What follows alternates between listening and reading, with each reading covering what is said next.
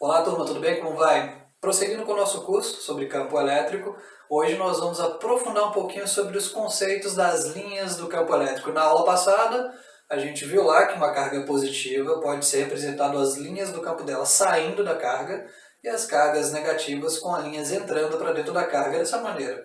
Volta na aula passada para você entender melhor como isso aí funciona.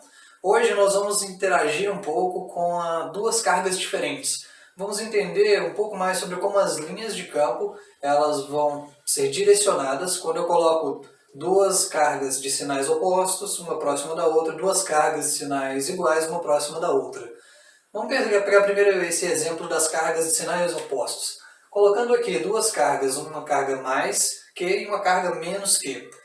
Como na carga mais que a linha tende a sair, a linha de campo tende a sair lá da carga, e na carga menos que a linha tende a entrar, eu vou ter uma interação semelhante a essa. Eu vou ter linha saindo de um lugar e chegando no outro, saindo do mais e chegando no menos, dessa maneira aqui.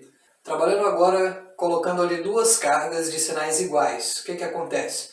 Cargas de sinais iguais tendem a afastar-se uma das outras, assim como nós já estudamos no passado.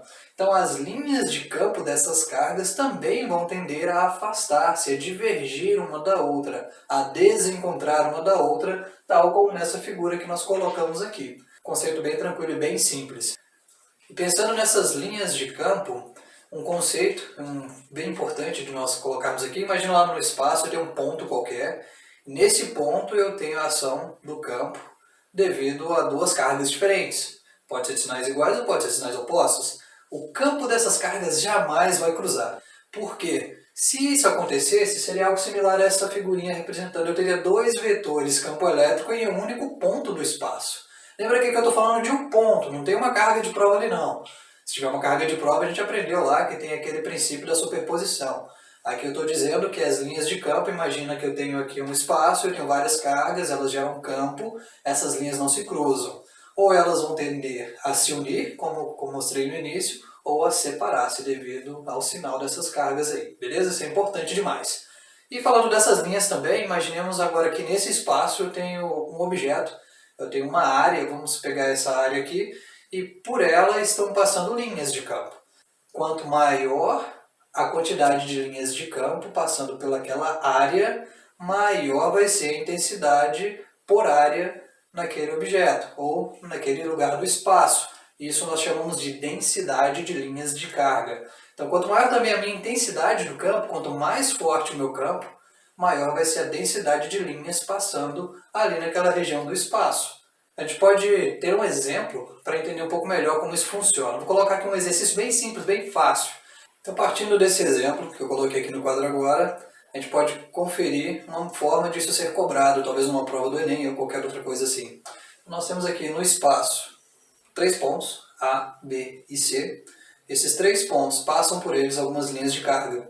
A gente nota que lá no ponto A tem algumas linhas passando, elas estão um pouco mais espaçadas entre elas. Lá no ponto B, essas linhas elas afunilam um pouquinho, elas estão mais próximas do ponto B. E no ponto C, a gente tem as mesmas linhas, porém agora elas estão um pouco mais espaçadas do que em B, mas menos espaçadas do que em A. Eu poderia pedir para vocês o seguinte, indica para mim qual é a região do espaço, nesse exercício, onde o campo elétrico ele é mais intenso. Como é que eu posso definir isso?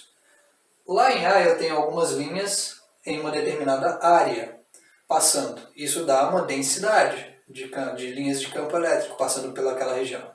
No campo B eu tenho as mesmas linhas, mas elas ocupam uma área menor do espaço. Significa que a densidade em B é maior do que em A. Se a densidade em B é maior do que em A, naturalmente eu tenho um campo elétrico mais intenso em B. E lá em C, eu tenho as linhas de campo ocupando um lugar menor do espaço do que A, porém ocupando um lugar maior do espaço do que B, fazendo com que o campo em C seja um pouco menor do que em B. Entendeu a sacada? Então nós precisamos analisar nesse caso aqui a densidade local e determinar, tá bom, onde tem maior densidade, o campo é mais intenso. Onde tem menor densidade, o campo é menos intenso. A gente pode representar dessa maneira, ó. Eu sei que o campo elétrico em B é maior do que o campo em C, que é maior do que o campo em A. Eu posso fazer essa análise por causa da densidade de linhas passando na região do espaço em cada ponto, como eu mostrei aqui agora. Muito obrigado mais uma vez por assistirem a aula de hoje. Espero que tenham gostado. Se tiverem dúvidas, não esqueçam, pode deixar aí no chat embaixo. Vou entrar sempre que possível, vou dar uma olhada e tento responder para vocês. Então, bons estudos, até mais, tchau, tchau!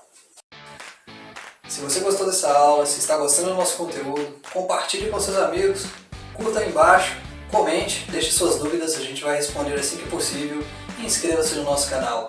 Até mais!